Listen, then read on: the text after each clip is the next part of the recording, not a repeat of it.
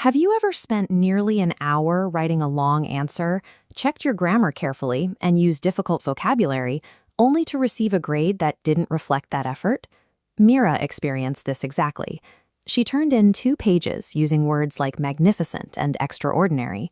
Her grammar was correct, yet she still lost marks because she focused on the surface of the writing rather than the requirement of the task. Mira's mistake reveals a common trap in exam writing. Many students assume that correct grammar and complex vocabulary automatically translate to high marks. In reality, these are only components of a much larger system. Imagine a cricketer who spends 3 hours a day on the pitch, but instead of learning to bat or bowl, he only practices throwing the ball straight up and catching it. Practice only leads to elite performance if you practice the right mechanics. Doing the wrong thing won't turn you into Virat Kohli. Think of writing like a house under construction. You can buy expensive paint and the luxury furniture, but they require a frame to hold them up. Grammar and vocabulary are the furniture and the paint, but without the walls and the frame, the decoration has nowhere to go. To build a stable piece of writing, you need these 4 pillars: purpose, audience, structure, and language. If one is missing, the entire building becomes unstable. The first pillar is purpose.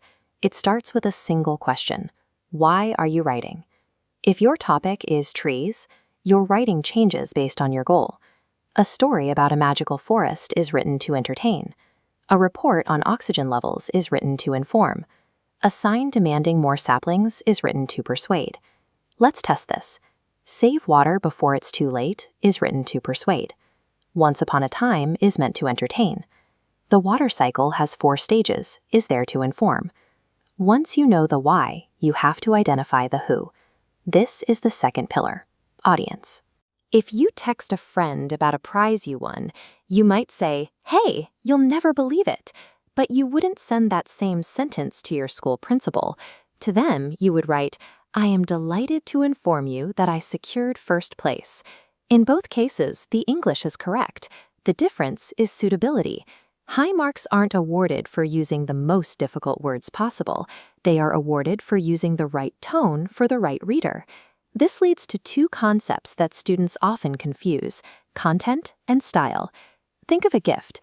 The content is the item inside the box. The style is the wrapping paper on the outside.